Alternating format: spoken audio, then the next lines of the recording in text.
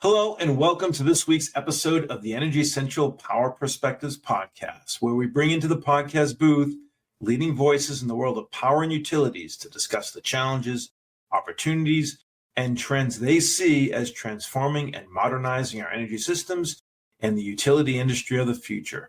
And a quick thank you to West Monroe, our sponsor of today's show. Now, let's talk energy.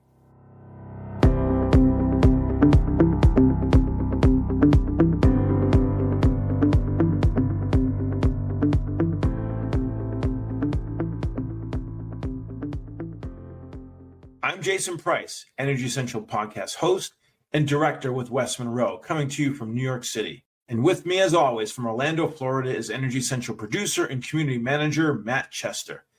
Matt, today's episode is a compelling one to us, and surely to our regular listeners as well, as we're going to hear straight from the source about a groundbreaking solar energy pilot project in the utility space. And when I say groundbreaking, I only mean it figuratively, as this installation is less about breaking ground and more about utilizing surface area of water rather than land for solar generation. Can you explain a bit further for our listeners just what I'm talking about, Matt? Definitely, Jason.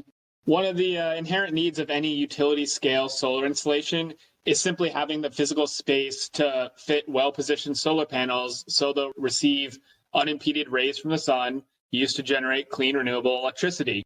In recent years, the idea of shifting a focus from land area for these installations to the surface area covered by water has started to gain favor and momentum. Sometimes these solar panels are placed directly on water, something colloquially called photovoltaics. But in today's episode, we're going to learn about a first-of-its-kind pilot project out of Central California called Project Nexus. And I won't steal the thunder of the details from our guest today, but given how much area of this region is covered with canals for irrigation and hydropower, the leaders at this utility realized that they had a unique opportunity for new solar installations, and thus Project Nexus was born. That's a great preview, Matt. And yes, you said it. I think we're best hearing about all the details of the background, implementation, and future of this project directly from our guest. So please let me welcome Josh Weimer to the Energy Essential Power Perspectives podcast. Josh is the External Affairs Department Manager at Turlock Irrigation District in Central California. He's been with TID for over 7 years and was fortunate enough to be right at the heart of the Project Nexus. So we're excited to learn more from him. So with that, Josh Weimer, welcome to the Energy Essential Power Perspectives podcast. Thanks, Jason. Thank you for having me on. Josh, we're thrilled to have you here. We're excited to learn about the project you're working on. So before we dive in, though, I'm hoping you can give us a clear portrait of Turlock Irrigation District, since you're overseeing not only energy but water in a unique way. So tell us, how does the irrigation district work and who do you serve? Yeah, so TID was founded as the first irrigation district in California back in 1887. We're actually celebrating our 135th anniversary this year. And as our title clearly states, we're an irrigation district, and at least that's what we started off as. So we provide irrigation water to approximately 150,000 acres in Central California. The farmers in our area grow over 40 different types of crops and varieties and foods that you all enjoy on your tables every day.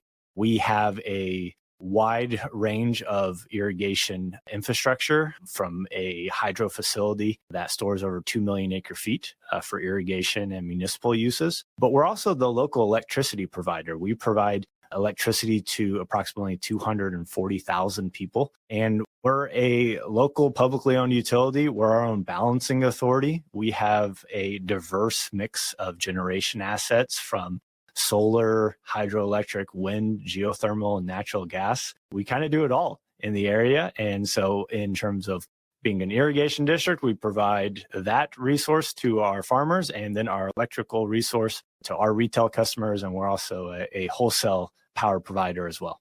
That's a great background. So Josh, before you dig into the specifics of Project Nexus, I just want you to take a moment and help us understand a little bit more in terms of the bigger picture of how Project Nexus fits into your clean energy, program. And overall, what are the current targets for TID when it comes to clean energy and overall decarbonization? So TID, we're an electric provider in California. And so there are quite a few different mandates and requirements on the way that we provide that energy and doing our part to decarbonize the electric grid in California. So the main goals that we're planning for is 60% renewable portfolio standard, or RPS, by 2030. And then a 2045 planning goal of 100% zero carbon retail electric grid. And so really those are the main electric goals and mandates that we are driving towards.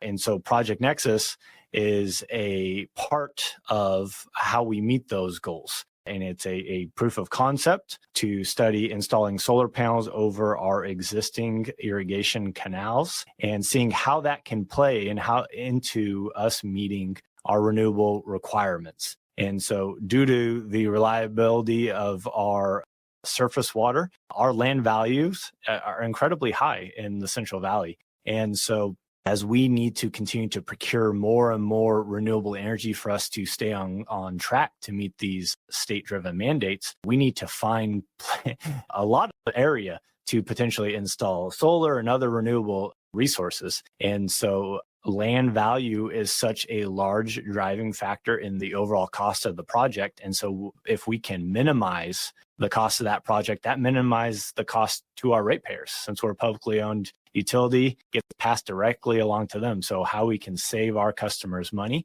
is something that we are always looking forward. Yeah, absolutely.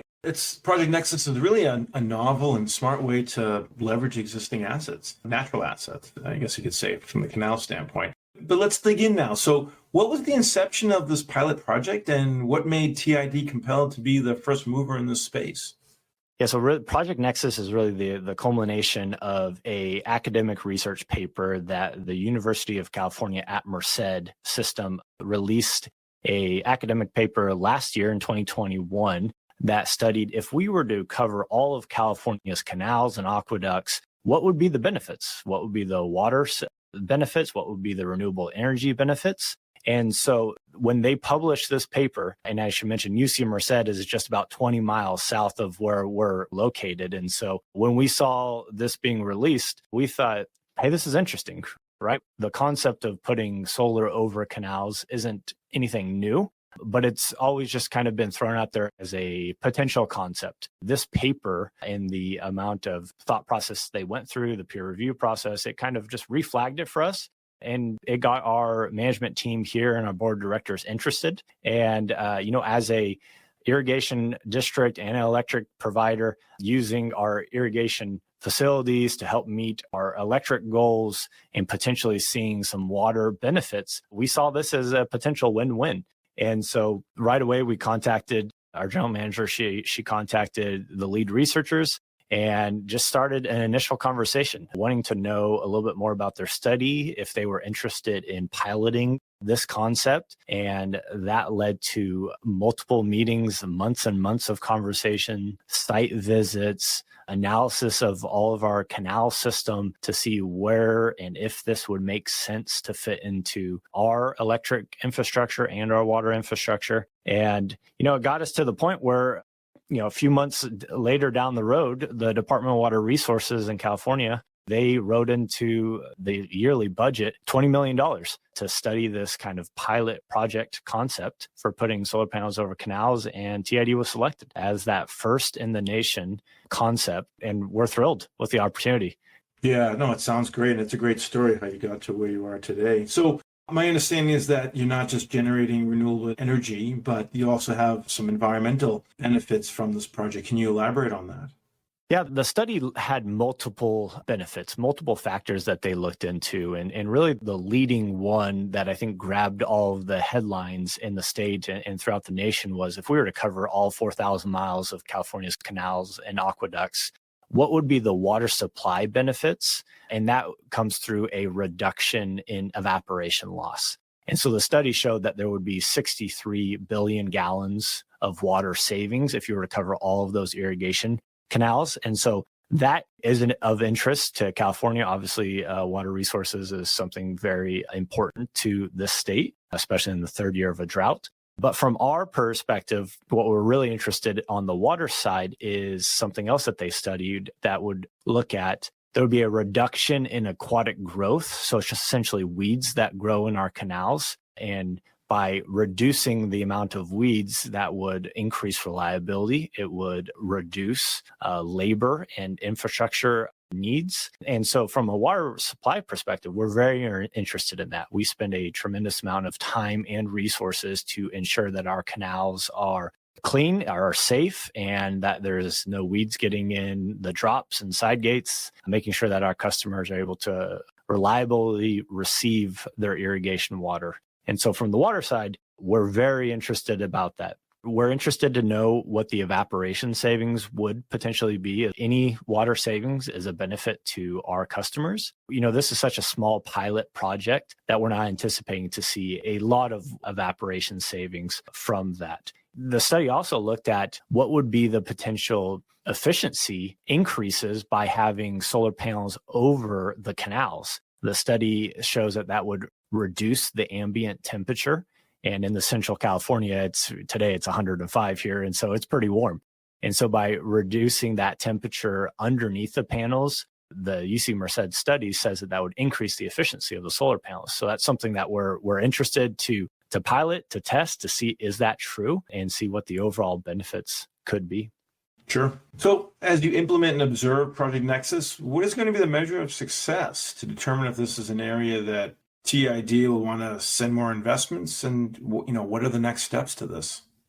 Yeah, so really Project Nexus is that proof of concept for that UC Merced paper. And so at the highest level, we want to see is that paper, when we install and build this project, is what they anticipate and say in the paper. Is it true? Does it play out in the real world? And so we're very interested in seeing that. Project Nexus is going to be 5 megawatts of solar. We have over 250 miles of canals in our service territory, all different shapes and sizes and directions. And so this is really broken up into 2 parts. The first part is covering essentially 8,000 feet of canals, and those canals are going to be about 25 feet wide. And so we're going to be piloting different mounting structures, different ways to span the canal, whether it's a cable suspension or cantilevering over the canal. So just trying out a couple different options to see which one works the best, which one is, from an operations and maintenance perspective, is better for TID. And then the second location, that canal is much larger. It's what we call the main canal, and that's over 110 feet wide. And so obviously the way that we span that is going to be very different from the other site location. And so really, that's what we're excited about this project. It's not just seeing the end results, the efficiency, what is the potential energy benefit, the aquatic growth reduction benefit, but it's seeing along the way, how does this project work? How do we build this? How do we maintain? How do we clean the solar panels that are spanning over a 110-foot wide canal? And so we have a lot of different measurements all throughout the process, just from the way that we build it, the way that we maintain and operate it. And then at the end of the construction, which we're hoping and anticipating will be the end of next year, 2023, then it will be about 2.5 years that the UC Merced system will be doing extensive research on all components of this project. And then they're going to be issuing a few finalized reports to provide even more granular detail. And they're also going to be looking at scalability. So based off of this pilot project, factoring in their scalability models and saying, is this something that would potentially make sense for TID to do on more of our canal systems? And on California as a whole, does it make sense for this type of project to be installed to meet our water and climate goals? That's great, Josh. What are the metrics, or what are the thoughts around the pilot not moving forward? What would those characteristics be that might prevent the pilot from being treated as a success? That's a great question. And really the potential unknowns, the barriers, has been why this type of project hasn't moved forward in the past. Like I said, we're an irrigation district. We've been providing the same service on the irrigation side for 135 years. And many water operators, the idea of changing or putting potential impediments into the way that we maintain and deliver water in our system, that's always been a reason not to take the step forward. But we're in a different world now. We are a different world on the water side and on the energy side. So looking for creative solutions to solve the challenges that we are facing, this is an opportunity. We're running headlong into all of these challenges and the potential barriers, and really the maintaining and cleaning of our canal system is at the top. And we are designing this project to ensure that reliability of our irrigation system, both in terms of the physical canals themselves and the delivery of the water to the customers, isn't going to be impeded. That's number one. Although we have all these renewable goals we have to meet, if we're limiting our ability to do our core function, which is to deliver irrigation, reliable and affordable irrigation water and electricity to our customers, if we're getting in the way of that goal by doing this project, that's not beneficial. That's not going to be something that we're going to scale to move forward with. And so we're pretty aware of the potential downfalls. Obviously, there's going to be more once you start getting into it, but we have a very capable and forward-thinking team at TID, all the way from our upper management to our civil engineering team that is helping design this, to our construction and maintenance, and then to our electrical infrastructure team. That's something that I think is so unique about TID, the fact that we are the irrigation provider. So we have the water infrastructure and we're the electric provider. In many of the cases, our electrical infrastructure runs directly along our canal system. And so it makes so much sense to interconnect and to tie in our system at these locations because we have both infrastructure right there. And from a pilot perspective, we're a locally owned agency. And so it removes quite a few of the bureaucratic steps by going through us. And so we're able to take this pilot project from really being released last year in 2021 to having a fully built out and operating system in less than 2 years. And I think that that is really tremendous. Much appreciate the response and candor. We certainly feel fortunate to learn more about Project Nexus during the course of today's episode. But we also have something called the lightning round, where we get an opportunity to learn more about you, Josh, the person, not Josh, the engineer. So we're going to ask you a couple of questions where your response will be just one word or phrase. Are you ready? Let's do it. Favorite summertime food? Tacos. What's your favorite way to wind down after a long day at the office? Taking walks with my son. What career path would you potentially have gone down if you didn't end up in the utility world? I'm a political science major, so politics. What's the best piece of advice you've ever gotten? Bring solutions to any problems that you raise. What are you most passionate about? Sports, basketball, golf, Formula One racing, anything. Terrific. Well, you've navigated that perfectly. So we want to give you the last word to our audience. So, knowing that your peers and partners across the utility industry are listening, what is the final takeaway message that you hope they walk away from today's conversation? Really, I hope people walk away with reevaluating how we in the utility space plan to meet the changing dynamics, the changing goals that are being placed on us.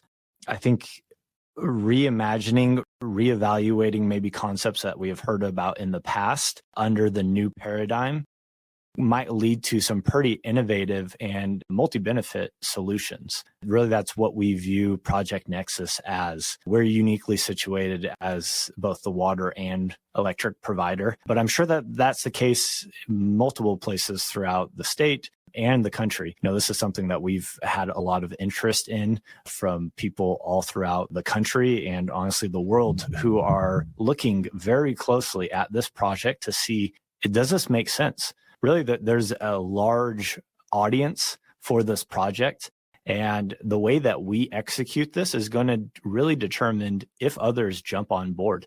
And so we're excited to take on that challenge. We think that this has a lot of potential.